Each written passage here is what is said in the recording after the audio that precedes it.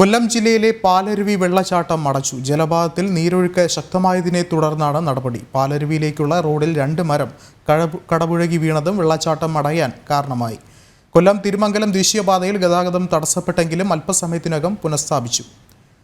കൂടുതൽ വിവരങ്ങളുമായി പ്രശാന്ത് ശങ്കരമംഗലത്ത് ചേർന്നുണ്ട്. പ്രശാന്ത്, വളരെയധികം നാശനഷ്ടങ്ങൾ ജില്ലയിൽ ഉണ്ടാവുകയാണ് കനത്ത മഴയെ തുടർന്ന്. എങ്ങനെയാണ് നിലവിലെ സാഹചര്യം? വിഷ്ണു, ശക്തമായ മഴയാണ് കൊല്ലം ജില്ലയിലെ മലയോര മേഖലകളിൽ അടക്കമുണ്ടാകുന്നതാണ് ഇപ്പോൾ റിപ്പോർട്ടുകൾ പുറത്തു വരുന്നത്. അതായത് രാവിലെ മുതൽ തന്നെ മഴ തുടരുന്നൊരു സാഹചര്യം കൂടി ഉണ്ടായിരുന്നു.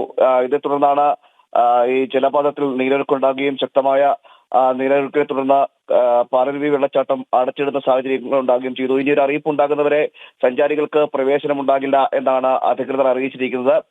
മാത്രമല്ല, കൊല്ലം തിരുമംഗലം ദേശീയപാതയിലടക്കം മരങ്ങൾ റോഡിലേക്ക് കടപുഴകി വീഴുന്ന ഒരു സാഹചര്യം ഉണ്ടായി. 2 വാഹനങ്ങളുടെ ചില്ല് തകരുന്ന ഒരു സാഹചര്യമൊക്കെ ഉണ്ടായി. അങ്ങനെ പല മേഖലകളിൽ, ജില്ലയുടെ തന്നെ പല മേഖലകളിൽ മഴ ശക്തമാക്കുകയും ഇത്തരത്തിൽ അപകടമുണ്ടാകുന്ന സാഹചര്യമൊക്കെ ഉണ്ട്.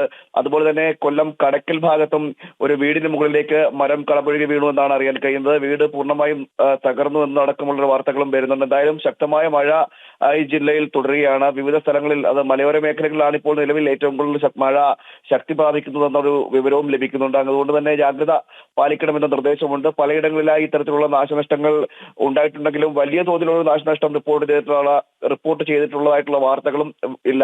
എന്തായാലും മഴ ശക്തമാകുന്ന ഒരു സാഹചര്യമാണ് നിലവിൽ ജില്ലയിൽ ഉടനീളം ഉണ്ടാകുന്നത്. വിഷ്ണു. യെസ്, പ്രശാന്താണ് വിവരങ്ങൾ നൽകിയത്.